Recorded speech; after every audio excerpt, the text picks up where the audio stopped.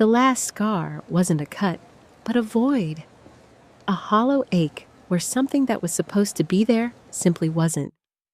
It started, as most betrayals do, with a promise. "Fly out, Grandma," Greg had said, his voice syrupy smooth over the phone. "We want you here for Thanksgiving. It wouldn't feel right without you."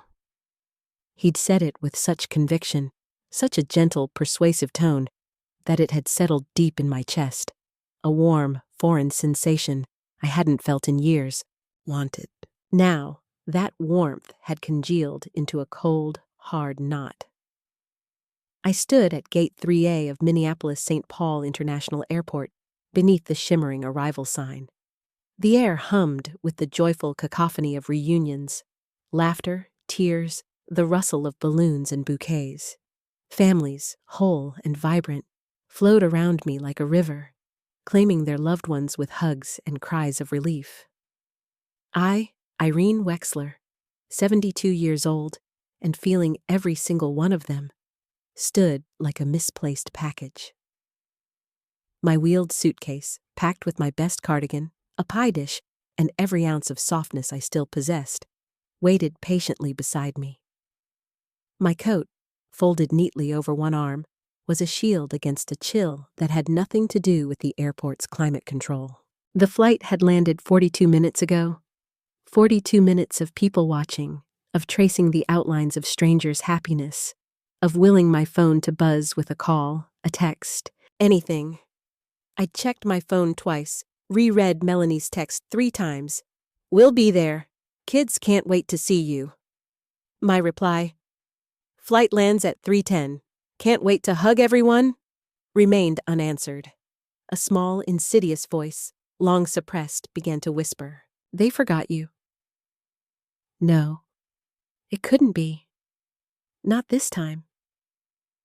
I refused to sit, refused to look like a woman who had given up, given in. Then, the buzz. Not a call, not a text, a social media notification. My heart quickened, a frantic bird trapped in my ribs. I didn't care for such things, but sometimes it was where my family posted pictures before they remembered to call me. I opened the app, and there they were, all of them. My son, Gregory Harrison, in the navy sweater I'd sent him last Christmas. His wife, Melanie Harrison, smiling, her tan prominent as always. Elliot and Ruby, my grandchildren, crowded around a long wooden table. Candles flickered, illuminating a golden brown turkey, mountains of mashed potatoes, and a pie that was decidedly not mine, all of them holding up glasses in a toast. The caption, a punch to the gut. "Full house, full hearts. Happy Thanksgiving from our family to yours." My eyes skimmed the frame once more, desperate, searching. There was no mistake. There was no empty chair. No space for me at that table. The air went thin. The cheerful airport sounds receded, replaced by a roaring in my ears. But I didn't cry. Not then. The tears, which would have come so easily a year ago, 5 years ago, simply wouldn't. What came instead was a cold, clean clarity, like stepping into icy water. This wasn't just about this Thanksgiving dinner. This was about all the neglected birthdays, the unanswered voicemails, the last-minute invitations that felt more like obligations than invitations of joy. I turned around, pulled my coat on, feeling the familiar weight settle on my shoulders, a different kind of burden now. Past the taxis, past the shuttle signs, I started walking out of the terminal. I didn't know where I was going, but I knew one thing with absolute, undeniable certainty. I wouldn't be waiting for them to remember me. 3 days before my flight, the call came. That alone should have tipped me off, a tiny, almost imperceptible tremor beneath the surface of my carefully constructed piece. My son, Greg, wasn't one for casual calls. Not unless there was a birthday to acknowledge, a bill to be paid, or a pressing reason for his voice to grace my phone line. But this time, his voice was different, syrupy smooth, overly cheerful, almost cloying. Hey, Mom, he'd begun, as if we spoke every day, as if the years of hushed silence and quick transactional conversations had never existed. You doing anything for Thanksgiving? I remember the question hanging in the air, a delicate, unearned invitation. I had been planning a quiet day. Roast a small chicken, perhaps, if my hands cooperated with the intricate bonework. Maybe bake a pie, though the thought felt more like a chore than a pleasure these days. Watch an old movie. Nothing fancy, I'd told him, my voice a little too quick to assure him of my minimal plans. Just me and the radio. There was a pause on his end, a beat of silence that, in hindsight, felt like a calculation. He wasn't inviting me because he missed me. He was calculating what I was doing, what role I could play. Well, he finally said, and the word stretched, drawing out my anticipation. The kids were asking about you. Thought maybe you'd like to come here this year? Everyone will be together. Then came the line, the one that truly, fatally did something to me. It wouldn't feel right without you. It wouldn't feel right without you. The words wrapped around me, a sudden, unexpected embrace. It had been a long, lonely time since I'd felt truly wanted anywhere. Needed? Yes. Called upon, depended on, for money, for favors, for an easy solution to a forgotten detail? Certainly. But wanted? There was a profound, aching difference. That phrase, so simple, so seemingly heartfelt, cut through the years of quiet neglect. It touched a part of me I thought had atrophied from disuse. So, I said yes. The word slipped out, an eager, almost breathless whisper. I'd find a flight, I told him.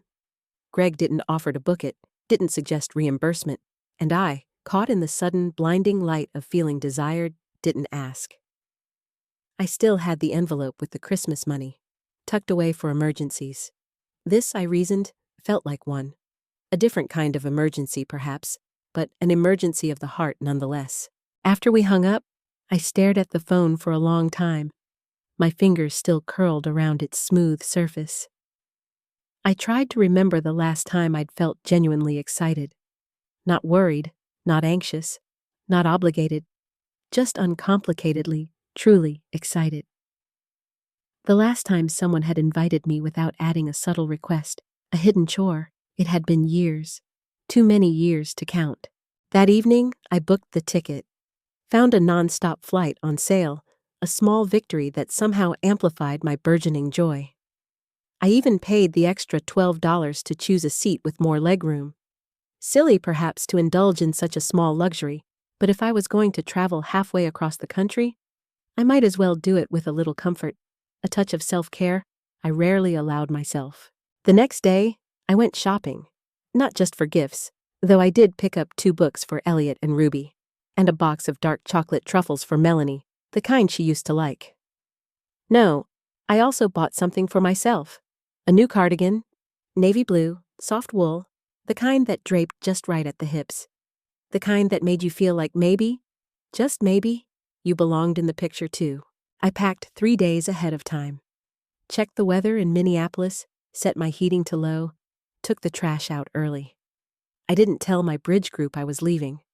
They'd only ask too many questions. And perhaps a part of me, the fragile, hopeful part, didn't want to jinx it. It had been so long since someone had said, with genuine warmth, "Come, we want you here." I flew out on Thanksgiving morning. The airport was a bustling symphony of human connection. People with rolling bags, headphones, pillows shaped like animals. I smiled at a baby across the aisle, shared a silent, knowing look with another older woman reading a paperback.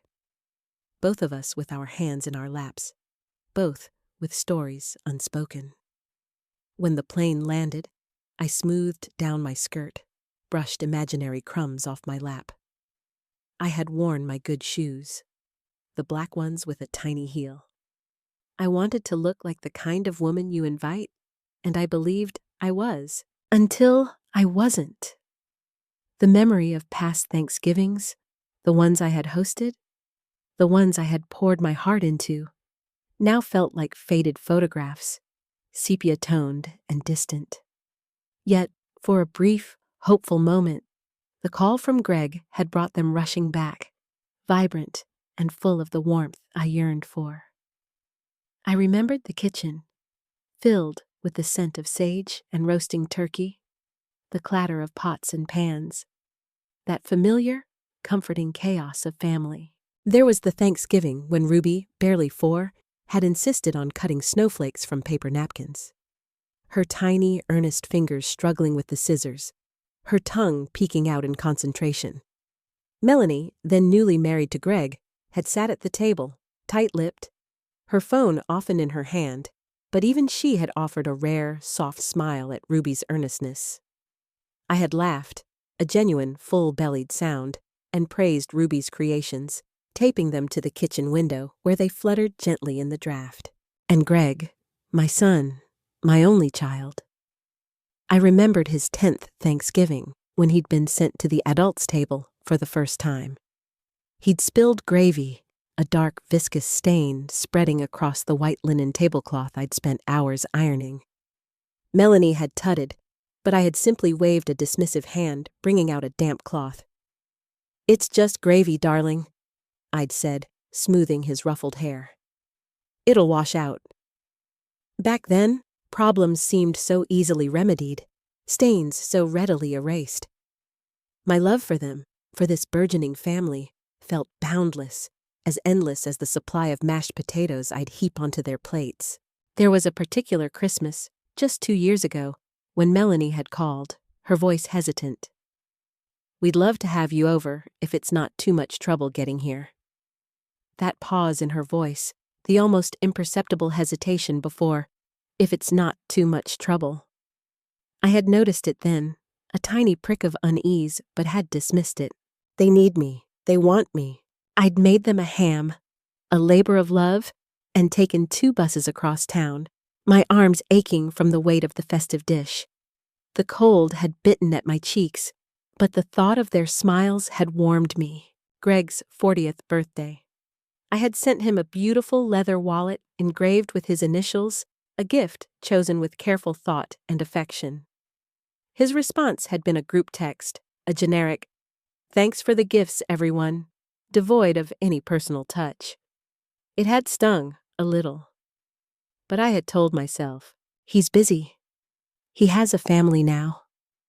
They love me in their own way. I had romanticized their infrequent calls, their rushed visits, their vague assurances, transforming them in my mind into affirmations of deep connection. The quiet, solitary evenings watching Ruby's school play through a blurry live stream on my small laptop, a glass of wine in hand, a lump in my throat. She didn't know I was watching. Nobody mentioned it. And still, I kept showing up, kept sending cards, making calls, offering help, money, time. I believed, with a fervent, almost desperate hope, that my unwavering presence, my silent support, would eventually solidify my place, weave me irrevocably into the fabric of their lives. That was the bloom of my trust.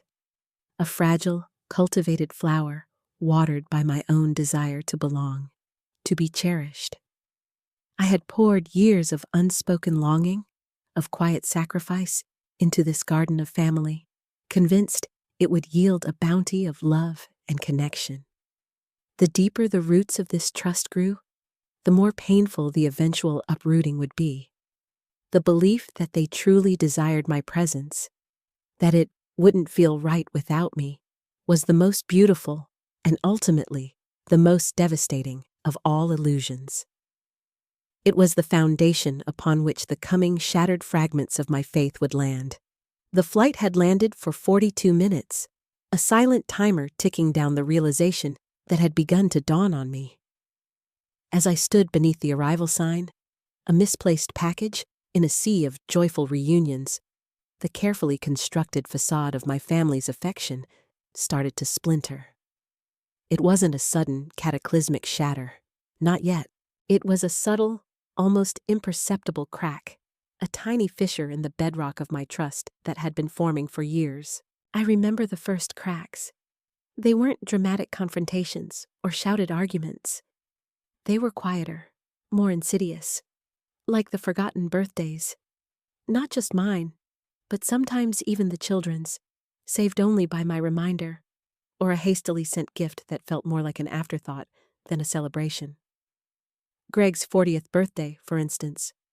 I'd sent him that expensive leather wallet, carefully chosen, personally engraved. His response? A group text message. "Thanks for the gifts, everyone." No personal call, no specific acknowledgement, just a generic blanket statement. It was a dismissal veiled in politeness, a tiny chip in the illusion of our connection. Then there were the invitations. Always last minute. Always phrased with a subtle caveat. "We'd love to have you over if it's not too much trouble getting here," Melanie had said 2 Christmases ago when I'd offered to make the ham. The unspoken implication hung heavy in the air. We're inviting you because we feel we should, not because we genuinely desire your presence. The slight pause, the careful wording. It was enough to sting, but not enough to sever. I'd attributed it to their busy lives, their young family, their burgeoning careers. I'd convinced myself that their love was simply expressed differently, more subtly. I'd convinced myself that my willingness to endure these small slights was a virtue, a quiet act of grace. The most painful crack, perhaps, was Ruby's school play. Her first lead role. I'd been so proud, so eager to witness her shining moment. But no one had offered to pick me up. No one had mentioned transportation. Instead, I'd found the live stream myself, watching on my tiny laptop screen, a glass of wine in hand, a lump in my throat. She didn't know I was watching. Nobody mentioned it afterward either. It was as if my presence, my support, was something that existed only in my own mind, invisible to the very people I was pouring my heart out for. These were the first cracks. Not the gaping chasm of abandonment at the airport, but the precursor, the slow erosion of what I had believed to be a solid foundation. Each time, a whisper of doubt would surface. Am I truly wanted? Or am I just convenient? But I would push it down, bury it beneath layers of hope, obligation, and the deep-seated desire to be a part of their lives. I would tell myself, as I had told Greg when he came home with a split lip as a boy, "It's fine. It's nothing." I believed that endurance was a virtue, that my quiet persistence would eventually be seen, appreciated, rewarded. Now, standing on that cold airport floor, the echo of Melanie's "We'll be there" text mocking me, the image of their full house, full hearts toast burning behind my eyelids. These past moments, these tiny cracks, converged. They were not isolated incidents. They were a pattern, a slow, deliberate withdrawal of affection disguised as oversight. And it was all leading to this unbearable, undeniable truth. The first crack had become a network, fragile and pervasive, ready to give way. The real shattering was about to begin. The weight of my neatly folded coat on my arm felt like lead as I stood there, frozen beneath the arrival sign.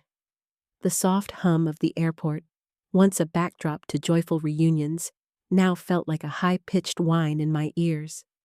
The small cracks, the forgotten birthdays and whispered caveats, had converged, and the structure of my long-held belief in their affection was about to collapse.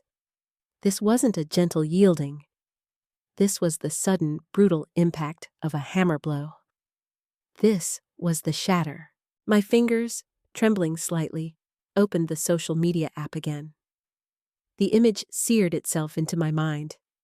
Greg, in the sweater I'd sent, his arm around Melanie, both beaming. Elliot and Ruby, their faces bright with holiday cheer, crowded around a table laden with turkey and pie. A pie that wasn't mine. And the caption, "Full house, full hearts. Happy Thanksgiving from our family to yours." There was no mistake. No space for me. The air evacuated my lungs, leaving a raw, empty cavity in my chest. This wasn't an oversight. This was a deliberate exclusion, broadcast for the world to see. It wasn't that they forgot to pick me up. It was that they had moved on with their celebration, joyfully, without me. The realization was a physical shock, a cold wave washing over me. This wasn't the first time I'd been forgotten, but it was the first time I'd let myself admit that's what it was. I had tried to call. Greg's phone rang unanswered. I left a message, my voice surprisingly steady, stating my arrival, my location, clinging to a thread of hope that even as I spoke, I knew was already severed.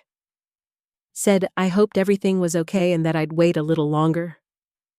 But I already knew. The knowledge settled in my gut, a bitter metallic taste. I knew before I opened the app again, before the photo loaded, before I saw the cranberry sauce and the long wooden table and the caption about hearts being full. The full force of the betrayal hit me then, not as anger, but as a profound, aching desolation. It was the absolute, undeniable truth laid bare. I was not a cherished member of their family. I was, as I would later articulate in the stark honesty of a motel room, not spare. I am not extra. I am not a side dish at someone else's table. My heart, the part that should have been shattered, felt oddly intact, perhaps because it had been braced for impact for so long, or perhaps because it had simply run out of tears.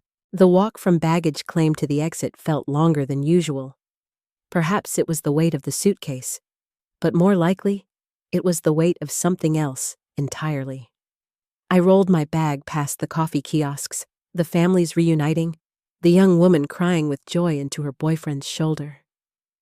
I didn't feel bitter then, just displaced, like someone had hit pause on me while the rest of the world continued in motion. Outside, the sky was a dull Midwestern gray, making the air feel heavy. My phone remained silent. No texts, no missed calls. I waited on the curb, the biting cold a physical manifestation of the emptiness inside. 20 minutes passed, then my knees protested. I sat on a bench, watching strangers claim their rides, watching a woman bring her mother-in-law hot chocolate and a hug. That brief, tight, real hug landed right in the hollow part of my chest.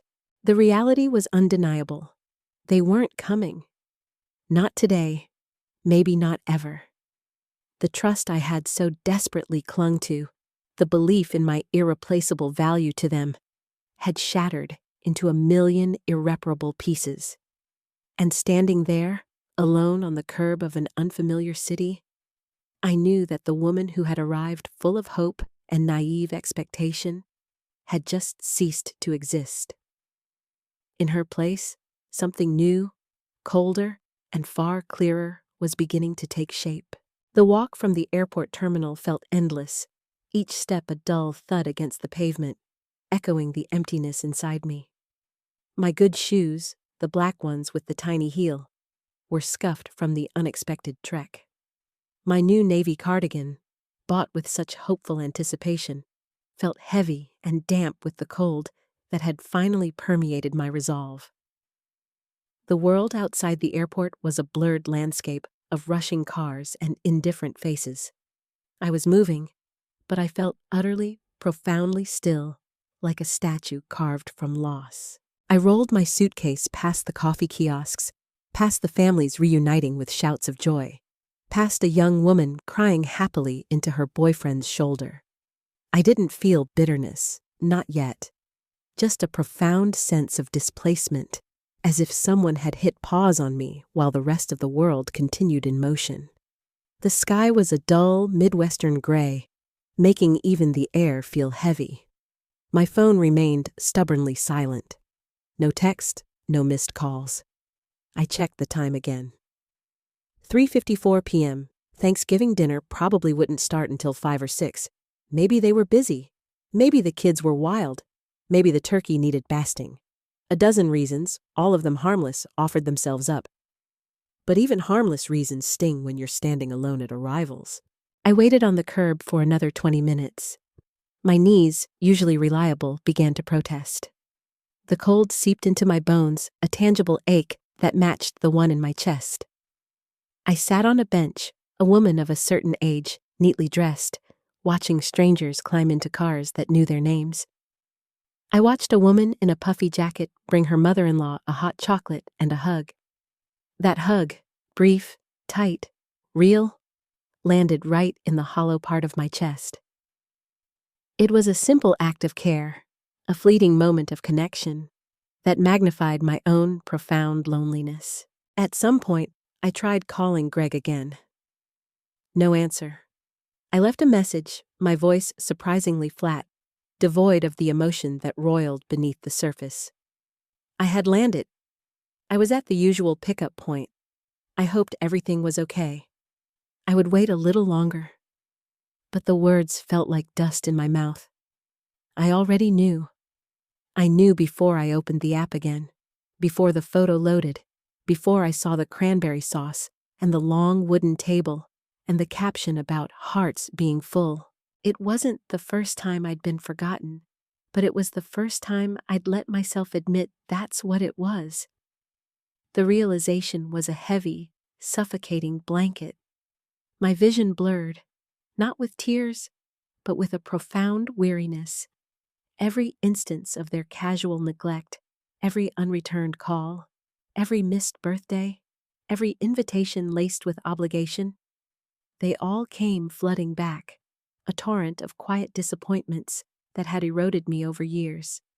I had been hurt quietly, consistently for years, and I had let it go unchecked because I thought endurance was a virtue.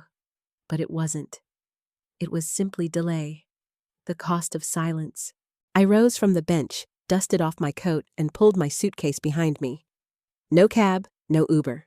Just me and the sidewalk. A man pushing a stroller offered a tired smile, and I nodded back.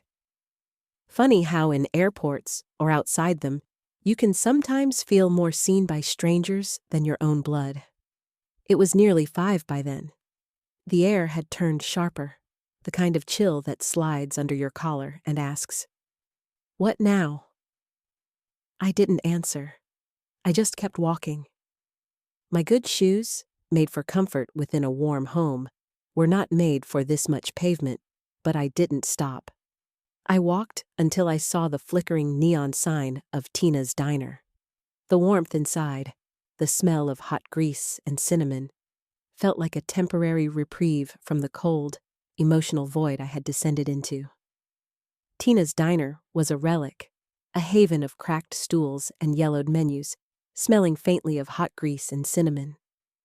I slid into a booth near the window, the vinyl seat surprisingly warm, the table clean.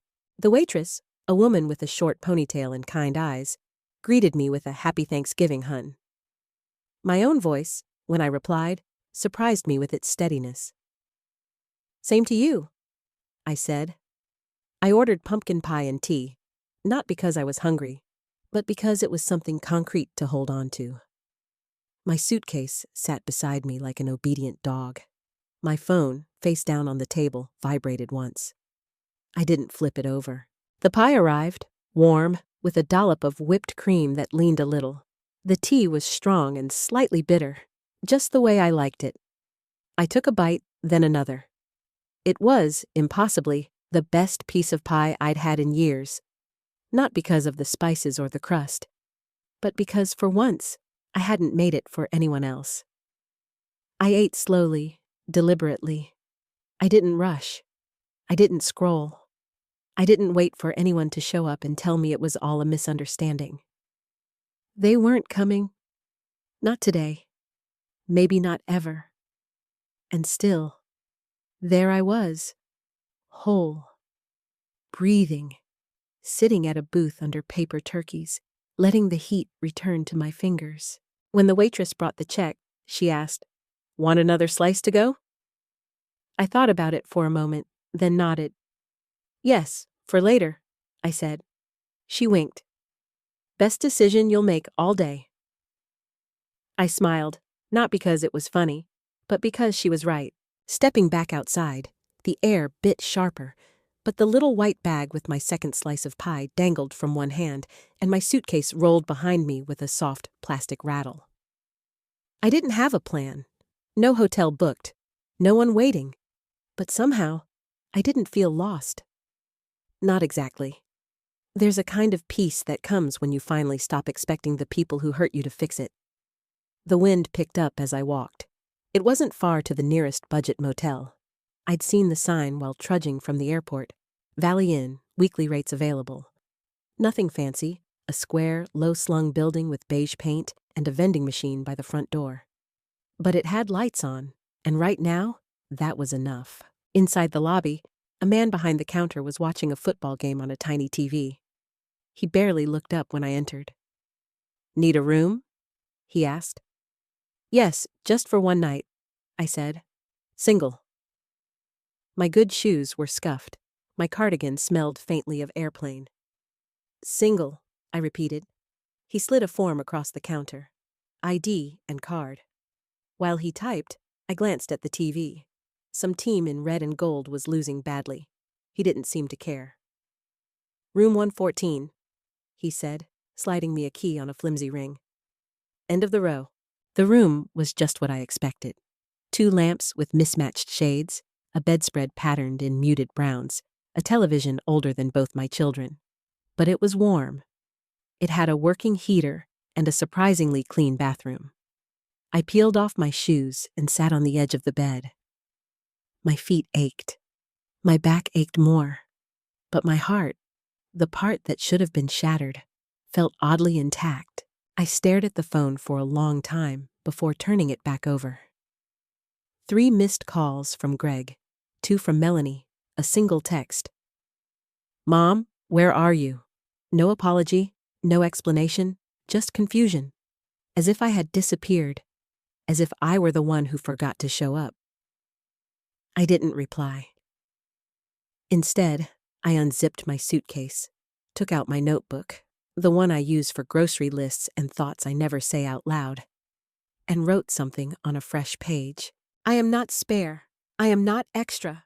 I am not a side dish at someone else's table." I stared at the sentence a long time. Then I underlined it.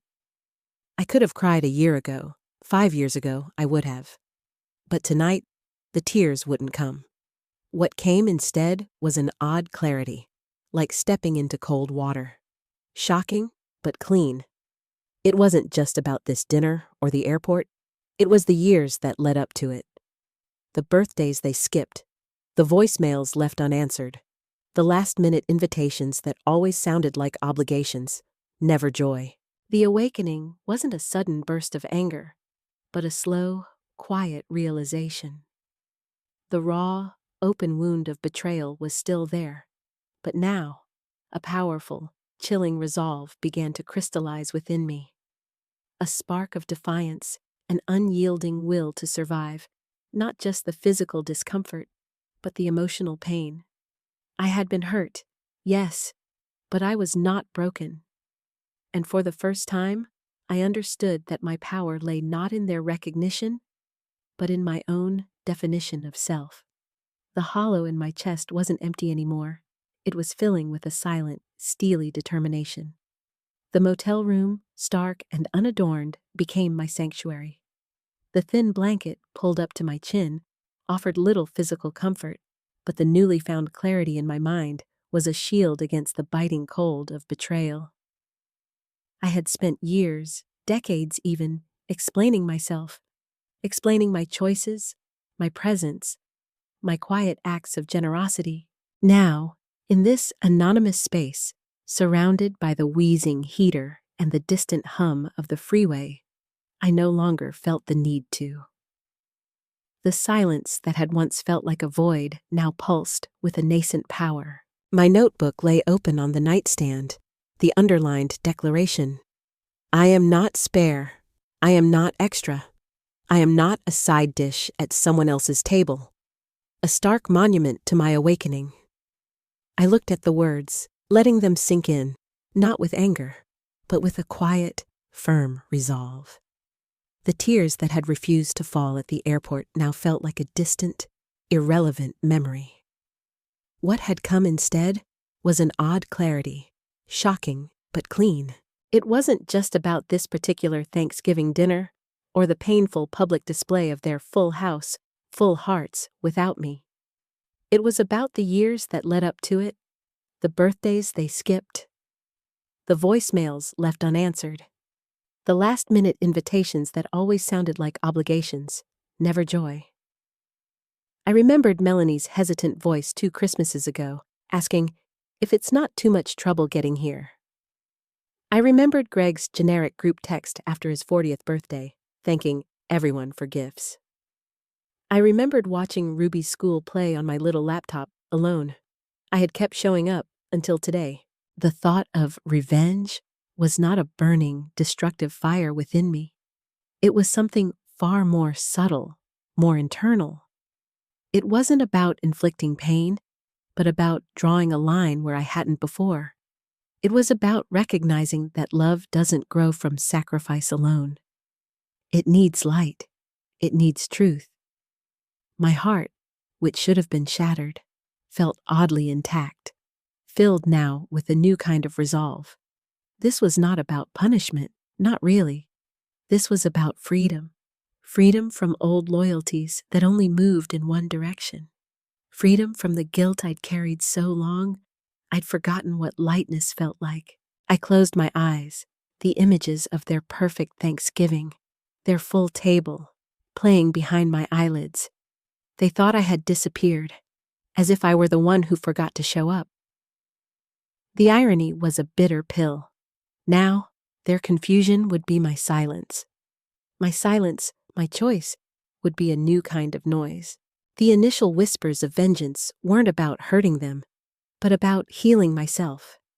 It was about reclaiming the pieces of myself I'd given away, one quiet concession after another. It was about defining my own worth, no longer waiting for someone else to validate it. The question wasn't how can I make them pay, but how can I make myself whole again?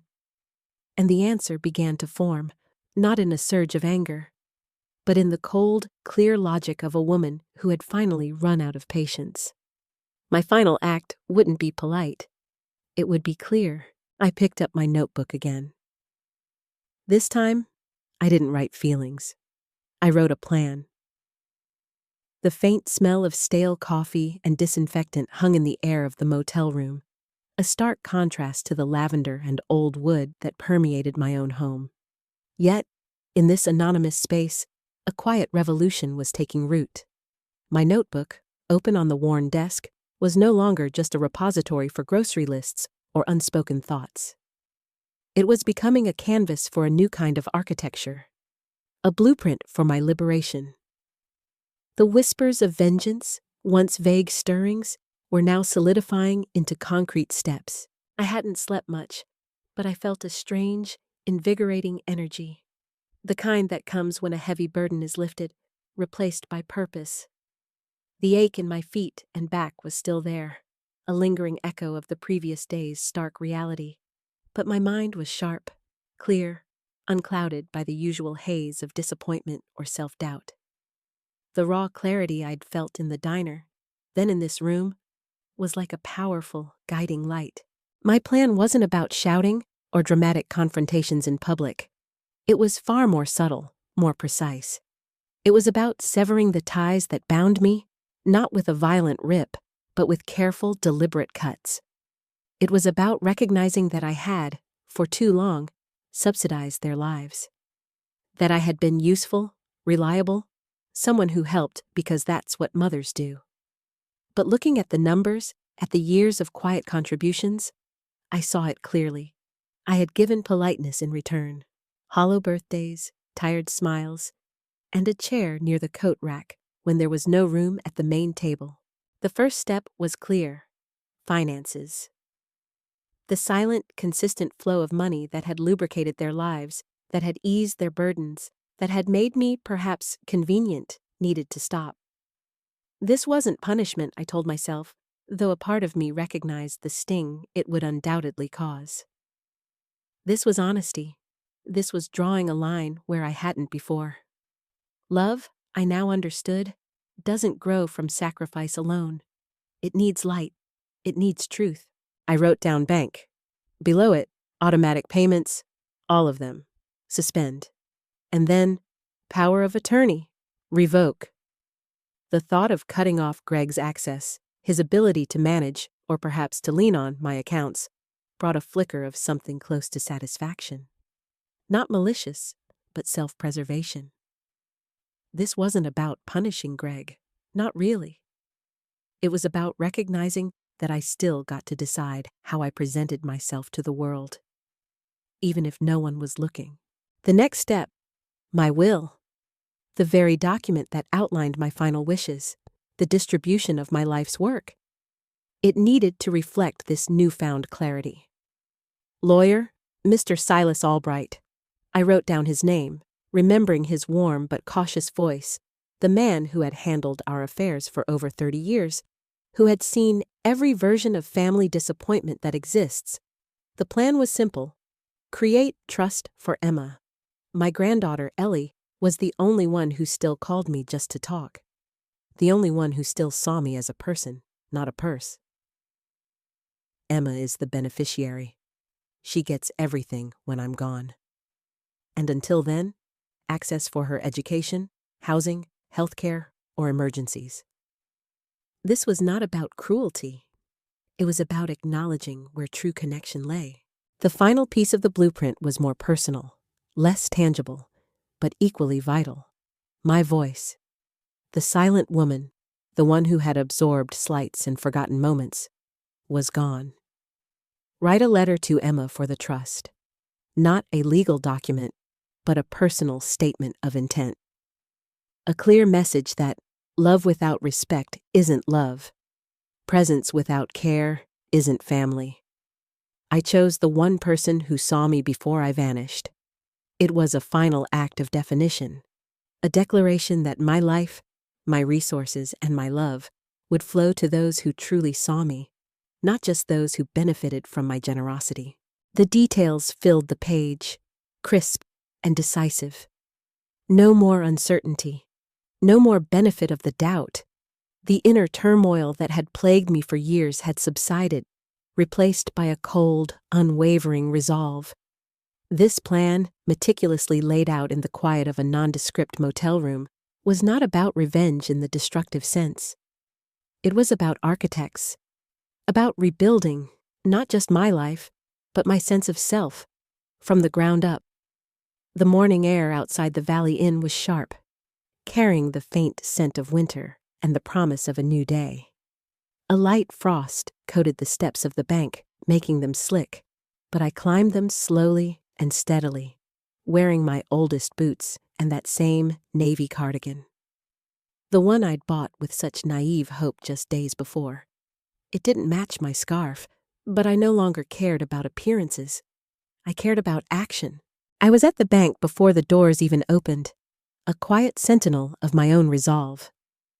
The teller, a young man with kind eyes and a nervous smile, greeted me with the kind of polite deference people often reserve for the elderly. "Good morning, Mrs. Wexler. How can we help you today? I'd like to speak with someone about my accounts," I said, my voice calm, steady, and entirely devoid of the usual hesitation. "All of them," he nodded, glancing at a screen, then called into the back. A few minutes later, I was ushered into a glass-walled office with soft chairs and the faint smell of printer ink. A woman named Natalie introduced herself as my account manager. She looked like someone who did yoga at lunch and always had almonds in her purse. "What can I do for you today, Mrs. Wexler?" she asked, her tone professionally solicitous. "I want to suspend all automatic payments. Every one of them starting today." She blinked. "All of them?" "Yes." She tapped a few keys, her eyebrows rising slightly as she scanned the screen. "You have quite a few recurring transfers to family members, tuition payments, car insurance, some scheduled gifts to charities as well." "Keep the charities," I said, my gaze unwavering. "Stop the rest." There was a long pause. "Do you want to talk about why?" Natalie asked, her voice cautious. To her credit, she didn't fill the silence with fake concern. "No," I said. I've already spent enough time explaining myself. She nodded. Understood. While she worked, I sat in the quiet of that office and watched the world move outside the window.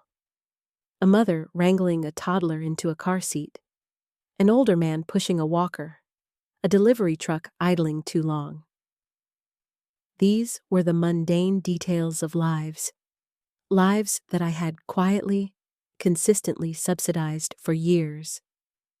The realization settled, not with anger, but with a profound, almost chilling sense of finality.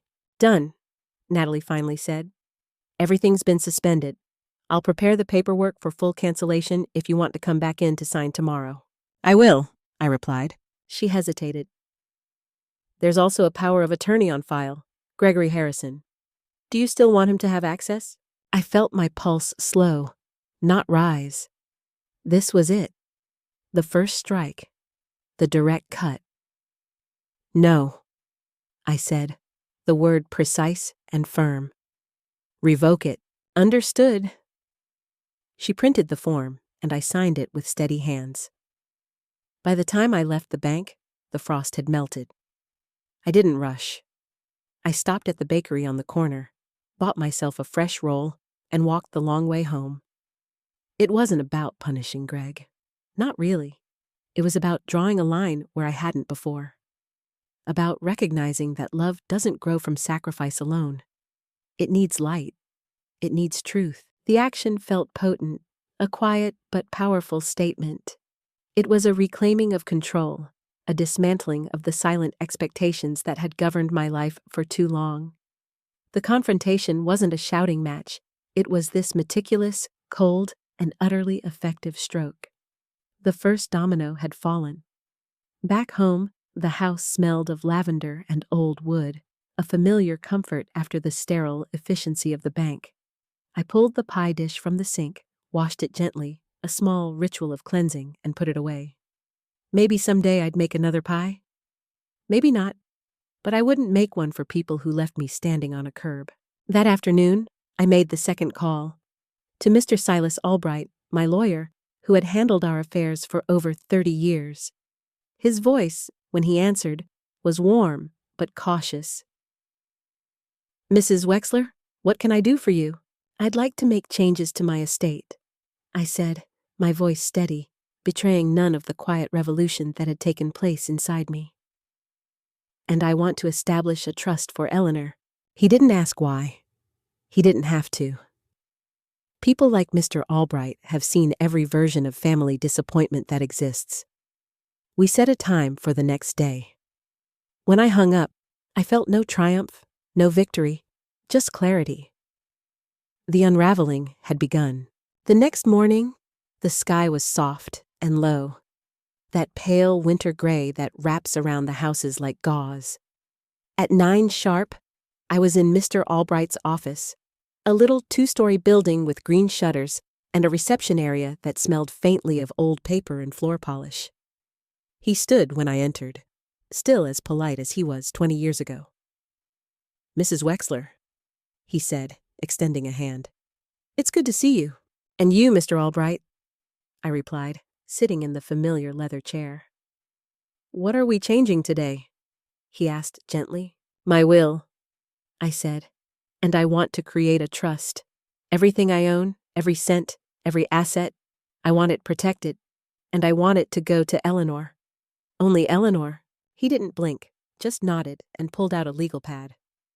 I assume we're removing Gregory and Melanie. Yes, I confirmed, my voice firm. They've had enough from me. More than enough. He looked up at that, but didn't comment. The silence hung between us, thick with unspoken history.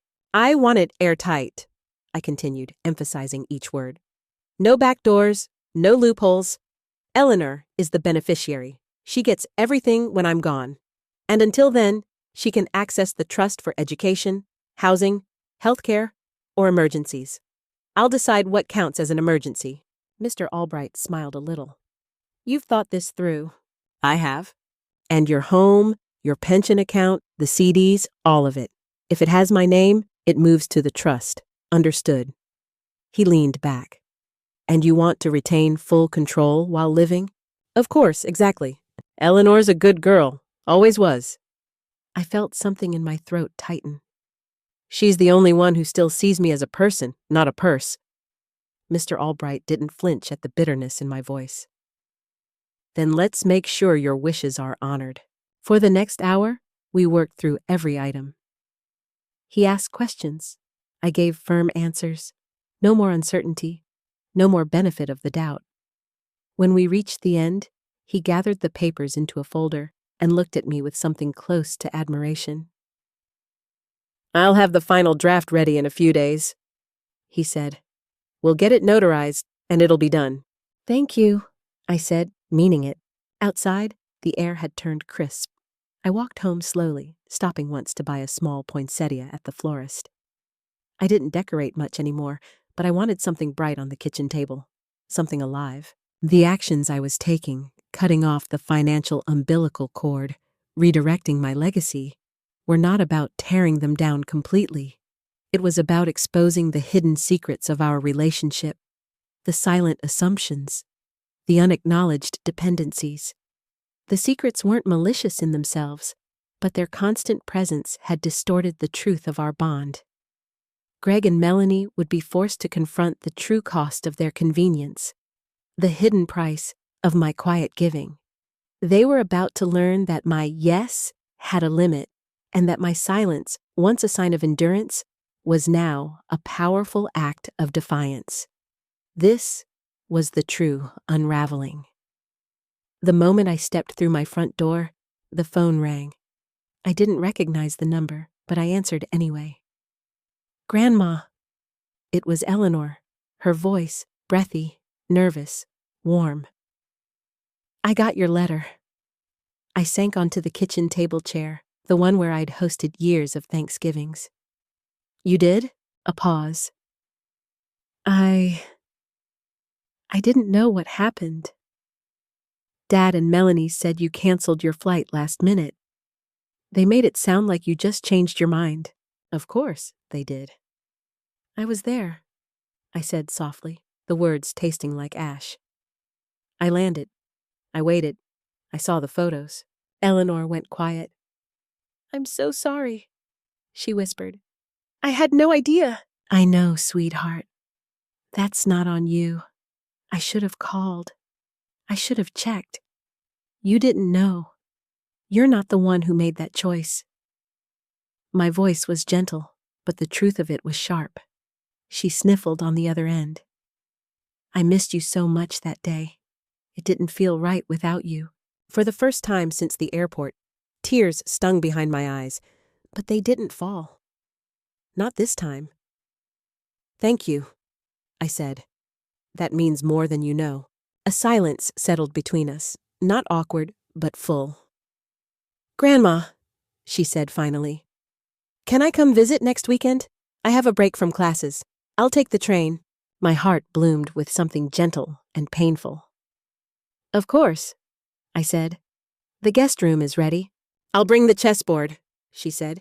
You still play? I never stopped. We hung up a few minutes later. I sat there at the table, my hand still resting on the phone. For once, I didn't feel forgotten. I didn't feel invisible. I felt seen. This was the core of the mirror arc. As I sat there, the poinsettia on the table a splash of defiant red, I began to see myself not just as the wronged party, but as a participant in my own neglect. I had been hurt quietly, consistently for years, and I had let it go unchecked because I thought endurance was a virtue. But it's not. Not always. Sometimes it's just delay. Sometimes it's just the cost of silence. I had, in my quiet resilience, become too easy to ignore. My silence, once an act of grace, had become a means by which others could conveniently overlook me. I thought about Greg as a little boy.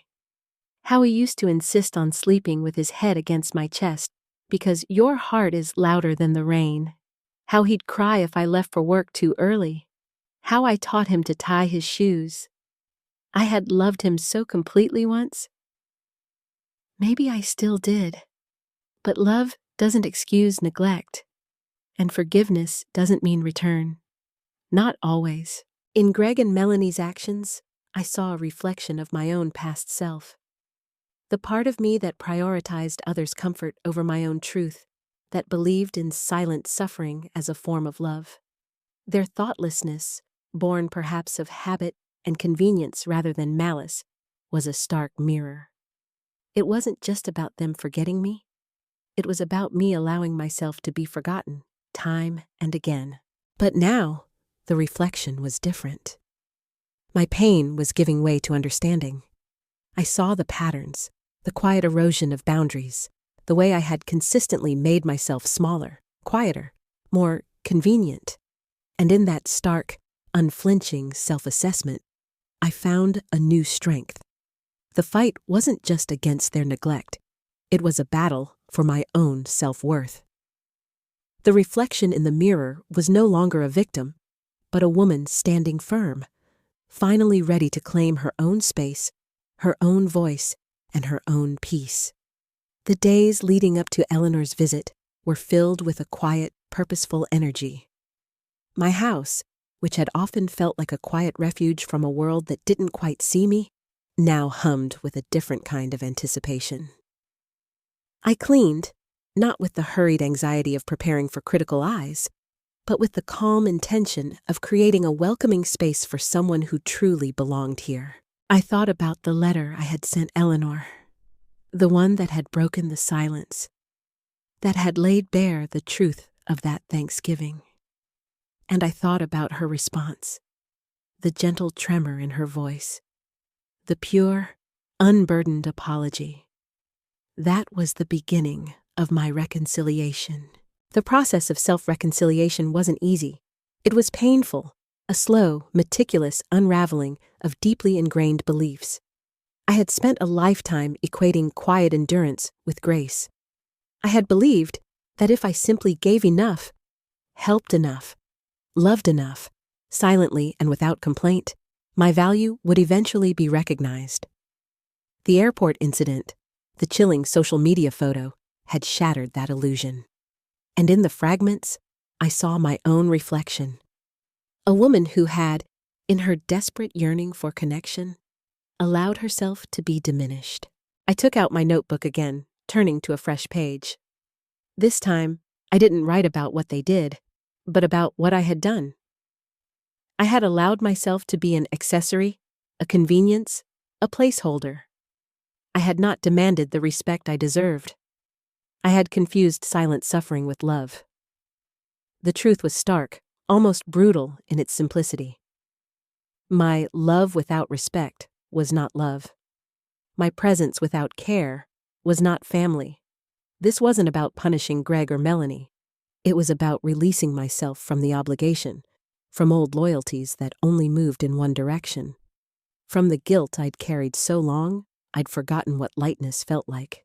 I recalled the memory of Greg as a 10-year-old coming home with a split lip. I had crouched beside him, rinsing the blood from his hands, and told him, "You're allowed to be hurt. It doesn't make you weak." Now, it was my turn to acknowledge my own hurt, to allow myself that vulnerability, not as a weakness, but as a path to strength. I had been hurt quietly, consistently for years, and I had let it go unchecked because I thought endurance was a virtue. But it's not. Not always. Sometimes it's just delay. Sometimes it's just the cost of silence. The act of changing my will, of establishing the trust for Eleanor, was not just a legal maneuver. It was a deeply personal one, a tangible manifestation of this internal shift. It was a declaration that I was choosing myself, choosing the one person who saw me before I vanished. This acceptance of my past, of my own complicity in the pattern of neglect, was a painful but necessary step. It was the moment I stopped knocking on a door that was never going to open. When Eleanor arrived that Saturday, stepping off the train, wearing an oversized hoodie and jeans, her face lighting up with something pure and unmistakable when she saw me, the final pieces of reconciliation began to fall into place. Her hug was tight and real. "Hi, Grandma," she whispered into my shoulder. "Hi, baby," I said. "You're here." In her presence, I felt truly seen, truly valued. Not as a source of funds or a convenient babysitter, but as a person. And in that simple, profound connection, the long, arduous journey of healing and self-acceptance finally began. Eleanor's visit was a balm to my soul, a tangible affirmation of the choices I had made.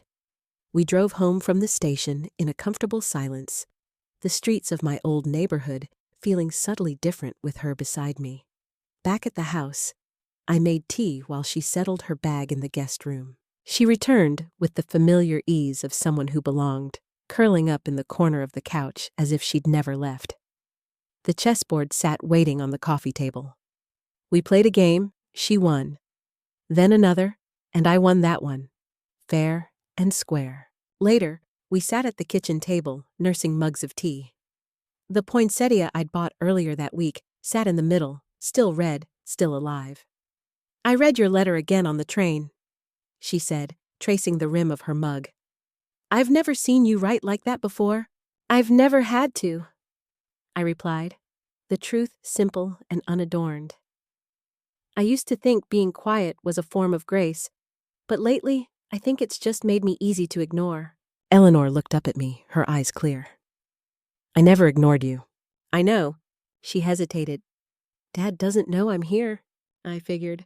"He called a couple nights ago, asked if I'd seen you since Thanksgiving. I didn't lie. I just said we hadn't talked yet." "That was kind." She shook her head. "It wasn't kindness.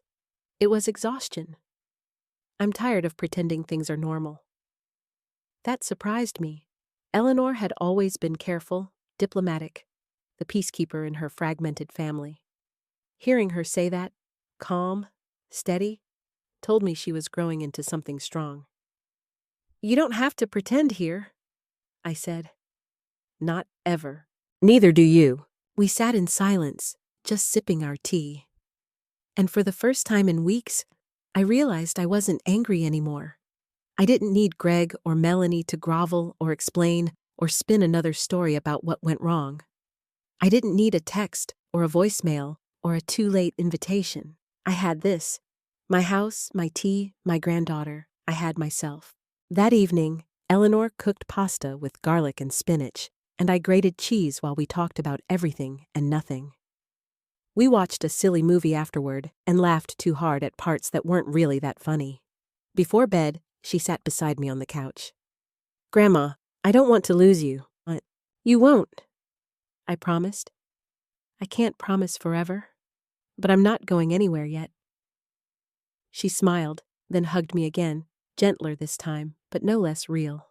After she went to sleep, I sat in the quiet of the living room. I looked around at the pictures on the mantel. Some faces had faded. Some frames were empty now, but one picture still stood tall. Me holding Eleanor as a baby. My hair darker then, my face softer, but the grip of my hands around her tiny body just as steady. I looked at it for a long time. Then I got up, turned off the light, and went to bed. Eleanor left Sunday afternoon. We lingered on the porch for a while before her train. I handed her a container of leftover pasta, a folded scarf I'd knitted last winter, and a quiet kind of love I didn't need to explain. She kissed my cheek and promised to call Tuesday. Then she was gone, a quick wave from the back window of the train, her breath fogging the glass. I stood there until the train had shrunk to nothing, then went back inside. The house felt quieter than usual, but not in a lonely way. It was the kind of silence that follows after something important has been said. A silence with shape and weight. I moved through the room slowly, picking up mugs, folding the blanket from the couch, placing the chessboard back on the shelf. When I reached the kitchen, I opened the drawer again. Greg's folder still thick with paper. Eleanor's still light. But it wasn't just about them anymore. It was about me. The scars of the past remained. The memory of the airport, the social media post, the years of subtle neglect. They wouldn't vanish entirely. They were part of my story now, but they no longer festered. Instead, they had become a quiet echo, a reminder of the journey, of the lessons learned. A new scar, perhaps, but one that marked not a wound, but a profound transformation. I had found my voice, my boundaries, and my self-worth. The lingering echoes were not of pain, but of a quiet, hard-won peace. The house, usually filled with the quiet hum of my solitary life, now held a new kind of silence after Eleanor's departure. It wasn't the silence of loneliness, but the kind that follows after something profoundly important has been said, something with shape and weight. I moved through the rooms slowly, picking up mugs, folding the blanket from the couch, placing the chessboard back on its shelf. The memories of her visit, her honest words, her genuine presence, resonated within me like a gentle melody. When I reached the kitchen, I opened the drawer again. Greg's folder, thick with papers documenting years of my financial support, still lay there. Eleanor's, lighter, containing birthday cards and handwritten notes, was beside it. But it wasn't just about them anymore. It was about me. I pulled out a yellow notepad and began listing everything I'd paid for over the last 15 years. Not just money given directly, but things I'd quietly covered. Home repairs, medical deductibles, legal fees when Greg left his first wife, the down payment for their second car, groceries when Melanie was too tired to shop, school fundraisers I'd been guilted into supporting with a check instead of a visit.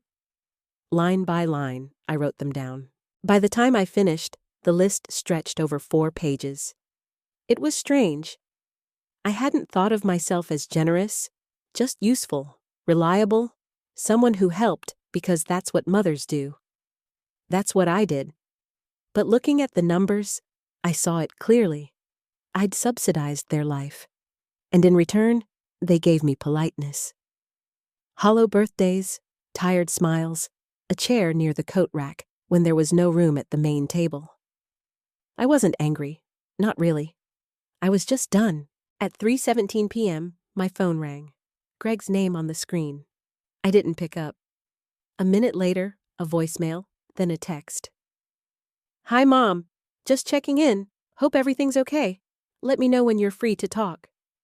No urgency, no specifics, just a vague nudge, as if nothing had happened, as if he hadn't left me standing at the curb in another city while he carved turkey and took family photos I wasn't meant to see. I deleted the voicemail without listening. The text I left unread.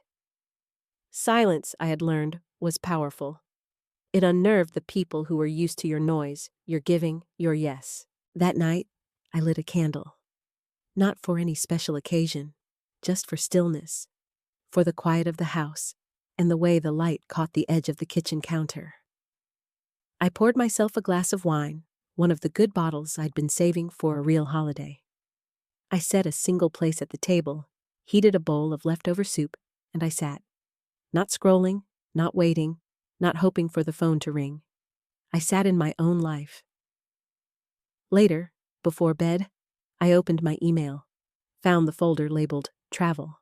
At the bottom was the receipt for my Thanksgiving flight. Round-trip return complete. I forwarded it to myself, then added a note in the subject line, proof of departure and return. No rescue, no reunion, just me. I didn't send it to anyone else. I didn't need to. The next morning, I called Mr. Albright again. "I've been thinking," I told him. "I want to add a clause to the trust." "Of course," he said. "What are you thinking?" "I want Eleanor to be the sole executive, but I also want a letter attached. Not a legal one, a personal one."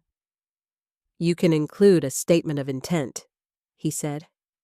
"It won't change the legality, but it can explain your reasons." "Good. Then I'll write it." That same morning, I sat down and began. To whoever is reading this after I'm gone, if you're wondering why things were divided this way, let me say clearly, this is not punishment, it's honesty. I've spent my life giving quietly, consistently. But love without respect isn't love. Presence without care isn't family. I chose the one person who saw me before I vanished. I didn't finish the letter that day. I didn't need to rush. Some things deserve to be written slow. Tuesday came and went without a call from Eleanor. Not because she forgot, but because we'd agreed on it. She had clinicals that week and didn't want to be distracted. "I'll call Friday," she'd said, "after my shift, same time." I trusted her. That morning, though, someone else did call. Melanie. Her name lit up my screen like a warning sign. I let it ring out. Then 30 seconds later, the text arrived. "Hi Irene, hope you're well. Greg mentioned you've been hard to reach lately. Let's catch up soon." No punctuation where it mattered. No warmth where it counted. Catch up. We weren't old coworkers. We weren't neighbors who borrowed sugar once. I'd been her mother-in-law for almost 15 years. I'd helped her find her first real job. I'd sent her care baskets. I'd paid for her mother's funeral flowers. Catch up. I set the phone down without replying. Later that afternoon, as if on cue, another message arrived. This one from Greg. "Mom, Melanie tried calling. We're starting to get worried. Can you just let us know you're okay?" The irony of it. They left me at an airport, but now they were worried. Not when I was standing with my suitcase and no pickup. Not when I was walking to a diner with frozen fingers. Not when they posted a photo that said everyone with their arms around each other and no seat left for me. But now, when silence echoed back to them, they panicked. Silence is powerful. It unnerves the people who are used to your noise, your giving, your yes. I kept the phone off for the rest of the day. That evening, I went through the attic. Not for any dramatic reason, just to find an old recipe book Eleanor had once asked about. The one with my apple crisp scribbled in the margins. I hadn't been up there in years. In one box labeled 1990, 2005, I found the book and beneath it, letters, dozens of them. Cards from Greg as a teenager. Drawings from Eleanor as a child. A photo of my husband holding a pumpkin pie like it was a prize. I sat down on the floor cross-legged and let the past rest in my lap. So many pieces of myself I'd stored away to make room for others. I thought about Greg as a little boy, how he used to insist on sleeping with his head against my chest because your heart is louder than the rain. I had loved him so completely once. Maybe I still did. But love doesn't excuse neglect, and forgiveness doesn't mean return. Not always. I put the letters back carefully, closed the box. That night, when the house was dark and the world was quiet, I opened the notebook and added 2 more lines to the letter for the trust. I didn't want my final act to be polite. I wanted it to be clear. Eleanor, you saw me not out of obligation, not for what I gave, but because you chose to. That's what family is. Choice, respect, truth. The pen felt heavier than usual in my hand, but I wrote anyway. The next day, I drove into town and went straight to the notary. The man behind the counter, Dev, had kind hands. "Big changes?" he asked. I nodded. "Long overdue ones." He didn't ask more, just handed me a pen and guided me through each signature. When it was done, I felt lighter. Not free, not yet, but clearer, like the road ahead had fewer turns. I stopped by the grocery store after, picked up milk and oranges, a bunch of lilacs they'd marked half price, the kind of things you buy when life is steady again, when you're choosing your own peace instead of waiting for someone else to hand it to you. At home, I set the flowers in the chipped vase near the kitchen sink. The scent of lilac spread slowly through the house, soft and certain. My phone buzzed just as I was putting the groceries away. Greg, again. "Mom, we really need to talk. You're not answering and it's making things worse. I don't know what's going on, but we're worried. Please call me." The message was longer than usual, the edges of panic showing, but still no real apology. No mention of what had happened. No ownership, only absence. And now the discomfort of it. He wasn't sorry for forgetting me. He was sorry I had stopped filling in the blanks. I sat down, stared at the screen, then turned it off again. That afternoon, I took out the folders once more, Greg's, Eleanor's, the trust packet, and locked them all in my fireproof box, slid it back beneath the bed. Not because I was hiding anything, but because I was finished. Finished explaining, finished asking, finished waiting. I made soup that night. Lentils, carrots, garlic. My hands still knew how to measure by instinct. I cooked for one, not for absence. I set the table, not in mourning, but in ritual, in respect, for myself. The soup was good. Later, I sat on the porch again, wrapped in a shawl, the air just brisk enough to feel like something shifting. As the street lights clicked on one by one, I remembered a moment I hadn't thought about in years. Greg at 10 with a split lip. I had told him, "You're allowed to be hurt. It doesn't make you weak." I wished someone had said that to me because I had been hurt quietly, consistently for years, and I had let it go unchecked because I thought endurance was a virtue. But it's not. Not always. Sometimes it's just delay. Sometimes it's just the cost of silence. Finally, whole. It was late Friday afternoon when the knock came. Melanie, her hair too perfect, her heels too narrow for our sidewalks. "Irene?" she said, her voice almost tender. "Can we talk?" I let her in. She glanced around as if expecting dust or neglect. "I know you're upset," she began, her tone already polished. "And I just want to say, this whole thing has been a huge misunderstanding. Greg thought your flight was Friday. That's what he told me." "And the photo?" I asked. She blinked. "That was just something I posted for the holiday. I didn't mean to hurt you." "But you did." "Well, yes, but I think we need to move past that now. The kids miss you. Greg's been calling. We're all just concerned. You've shut us out." I let out a small breath. "No," I said. "I just stopped filling in the silence for you. That's different." Her mouth tightened. "I came here because we want to make things right." "You didn't come to make things right," I said. "You came to see if I was still useful." She straightened. "That's not fair." "But it's true." "I've given enough," I said calmly. "More than enough, and I've decided where the rest of it goes." Her eyes narrowed.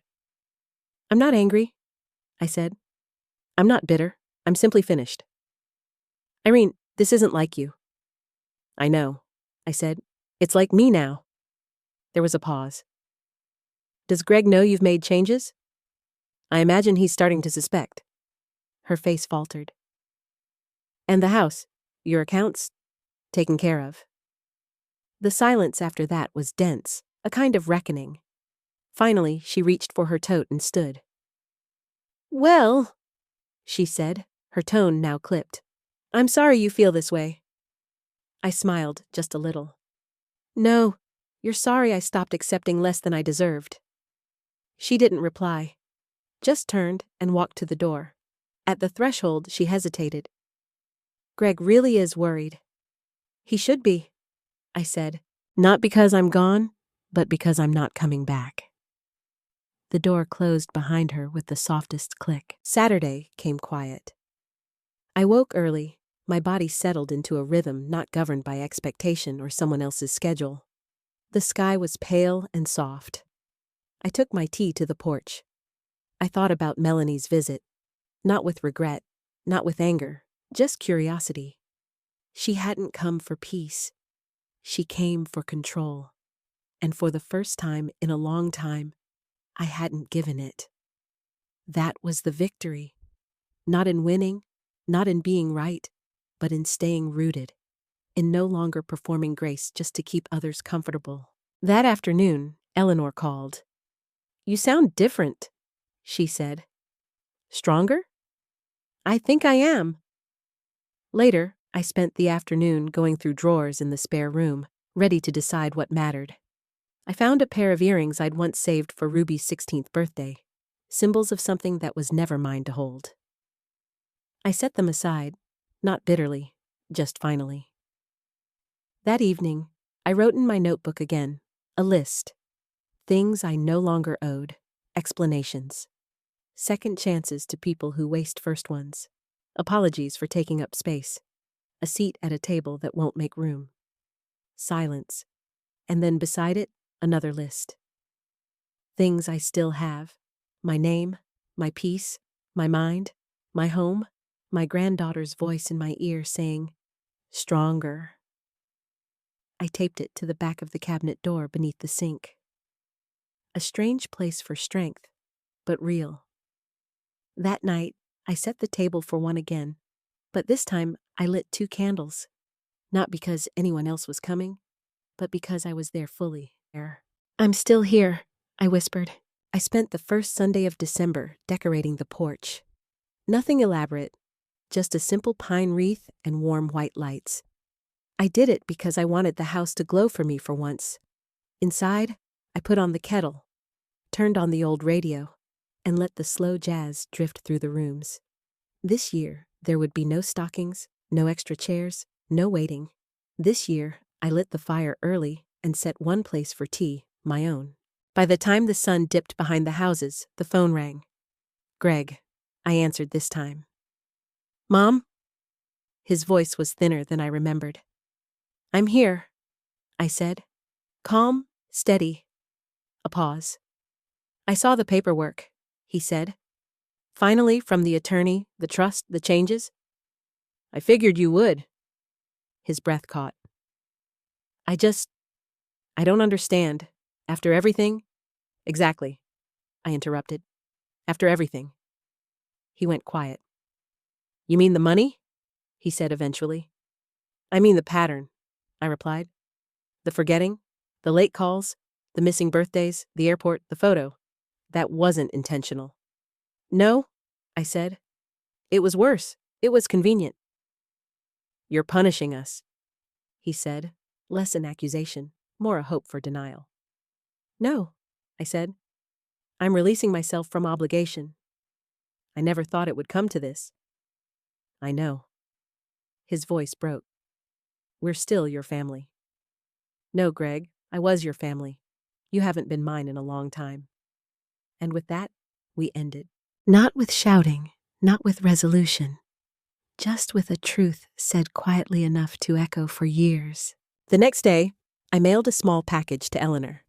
Inside, the silver earrings, a copy of the trust, and a note.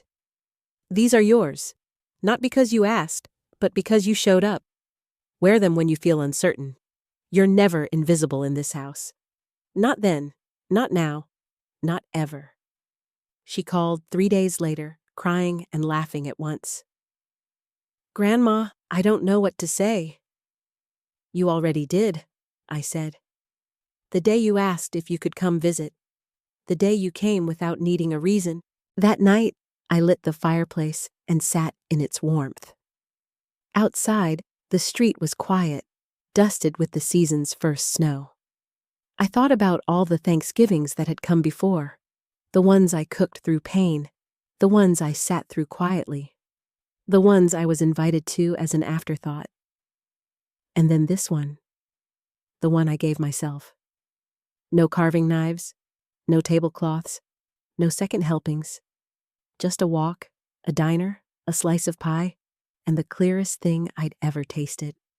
Not bitterness, but freedom.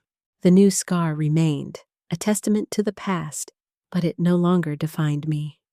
It was a reminder of the journey, of the courage it took to face the truth, and the liberation that came from choosing myself. The dawn had unfolded, not with a burst of blinding light, but with a quiet, certain glow. My life was finally my own, full of the peace and dignity I had earned. The silence belonged to me now, not as an absence, but as a space where my own quiet belonging finally resided. I was still here, and I was finally whole.